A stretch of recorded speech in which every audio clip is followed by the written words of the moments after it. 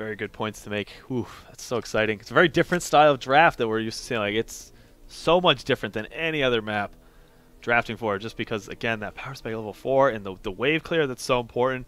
Also need to make sure that you have one member of your team, assuming the map is played out relatively similarly to the last time we saw it, which is probably at least a month and a half ago.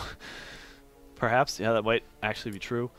But back then, it's usually a 4-1 split for the team, and they put heavy pressure in the lane that their golem pushes down, and you need to leave one member that is somewhat safe in terms of mobility. They can't get ganked or caught out of position, and they're also capable of throwing that wave clear back. I don't know, Kubi. This game is going to be absolutely it's incredible. Going to be bonkers. Tempo Storm, they're focused. They don't have any time for pre-gate shenanigans. This is game number 3 of this series, and the team that wins this will likely get first place in the ESL Major League. They get that top seed going into the playoffs. Let's introduce the teams without further ado. On the blue team for Tempo Storm, we have Glaurung on Stitches, Dreadnought's going to be playing Rhaegar, Arthalon on Illidan, KO on Zagara, and Soldier's going to be playing ETC. On the other half of the map, it is, of course, going to be McIntyre playing as Kerrigan. His Kerrigan has always been well-renowned. Blanks on Tassadar. Trummel as that Valakionda playing Tyrande. And, of course, Urho on the Lord of Terror himself, Mr. Dibbles on his green money pig. That is BarrelBoys versus Tempo Storm, game number 3. The stakes are high. Yes, it's tied 1-1 between these two powerhouses of teams. And already BarrelBoys taking an aggressive stance. They have captured both the watchtowers on this very, very tiny upper portion of the map. It gives them a lot of map vision. Wow. All right, let's talk about some of these talents. I see Demolitionist was grabbed for Zagara. A fun pick. Gives you that early lead, especially because we're expecting to see that aggressive stance taken. It's very interesting to see what they're actually going to do with that, because it signals, no, they're not going to do anything because Kerrigan. BarrelBoys, stop! Secure that was silly. Oh, did they turn it around? Oh, the Shadow Charge forward onto Soldier, but Soldier can still try to continue to apply this pressure, dashing forward with the stuns.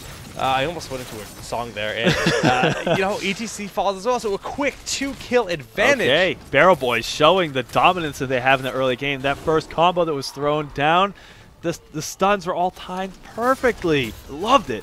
Cool to see that very aggressive style. And we know that the teams are going to have like really in-your-face tactics, or just going to be playing something weird, and they're proving it right now. BarrelBoys is.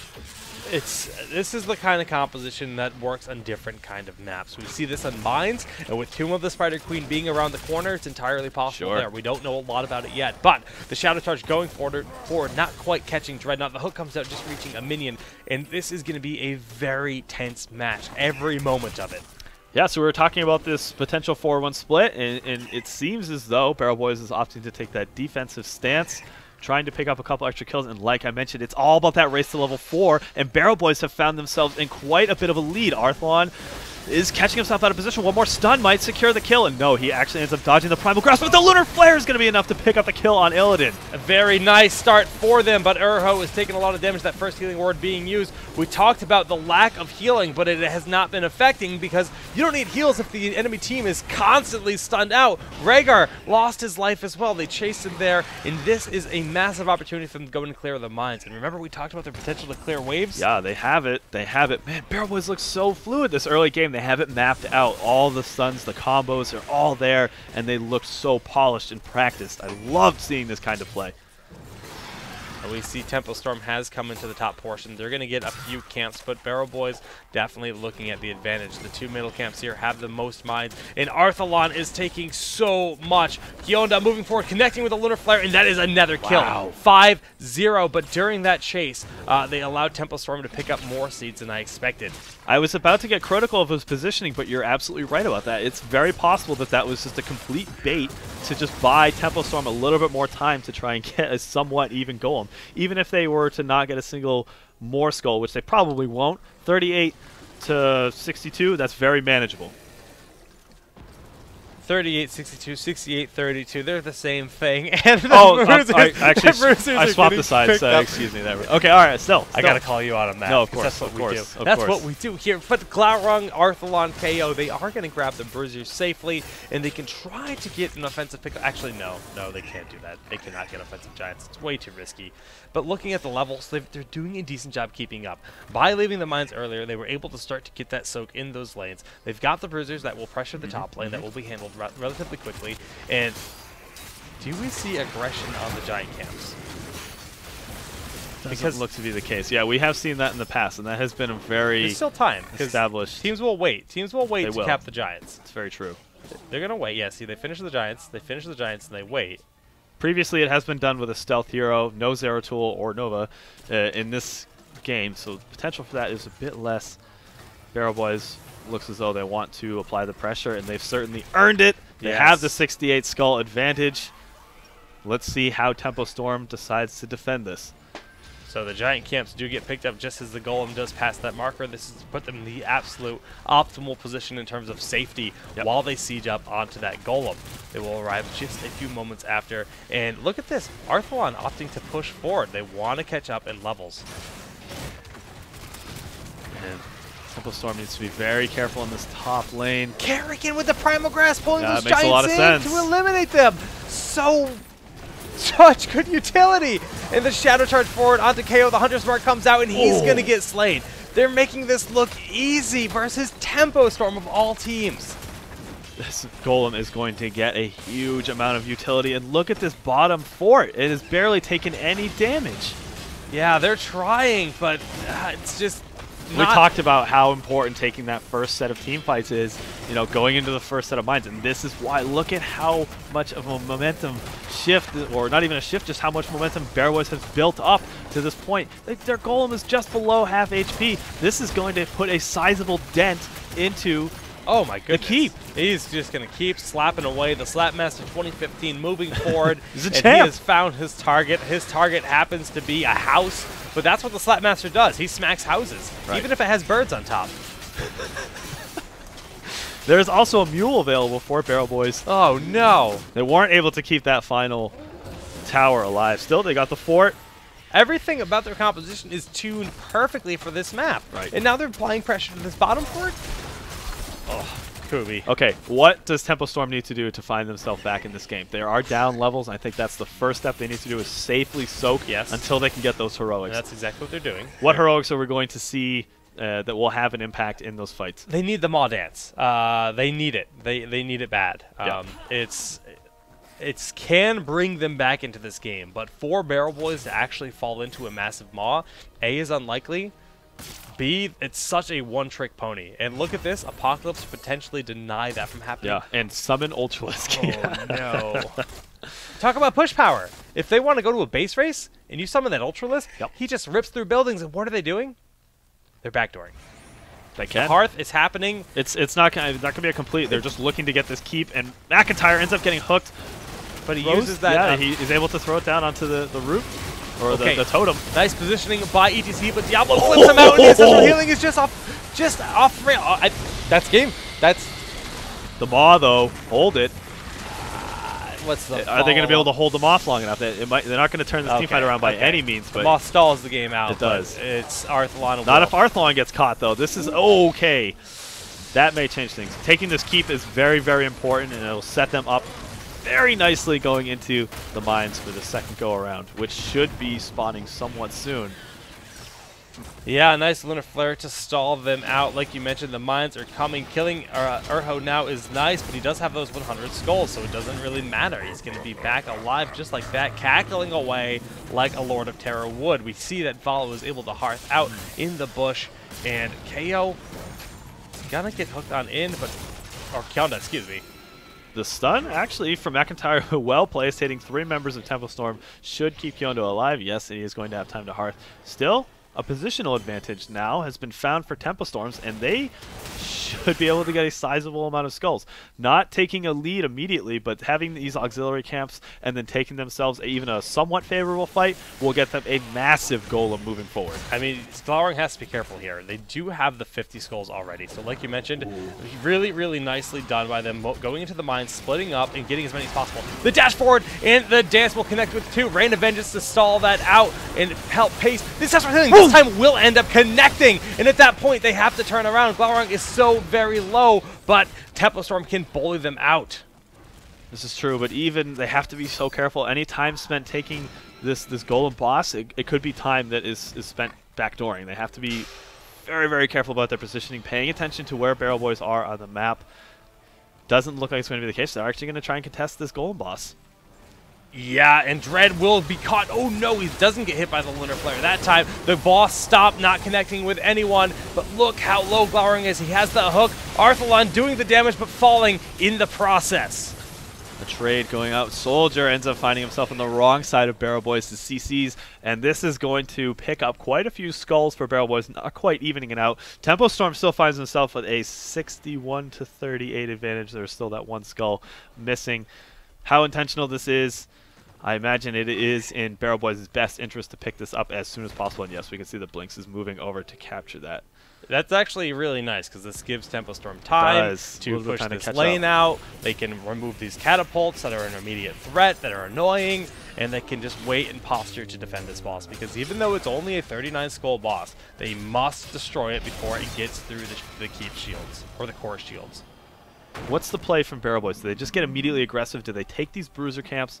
And it looks like they are going to move forward. If you can fight under a golem when you have all these stuns already, it's going to be aggressive, but the question is how aggressive. Do they? If they wanted to stop to try to imply a little bit of split pressure, it depends on how confident they're feeling moving forward. And I like this a lot, and the hook there onto Diablo. Is it enough? Do they have the burst? No, Lunar Flare there to zone. Still putting that threat in.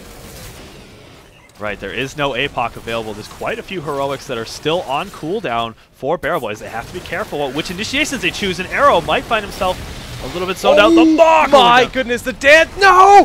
No! The dance was used early and the boss stomped it out! Tragic situation, but Tempo Storm might be able to take this no matter what. They're pushing forward. The Moss set up such a massive play. It's 2 for 1 in favor of Tempo Storm, and they're pushing forward. That boss is very small in comparison, and they don't have to worry too much about it. Trummel will end up falling to Arthalon, the final member. That's the Tassadar. And what is this boss doing? He's got a ton of health left. They can just push on in with it.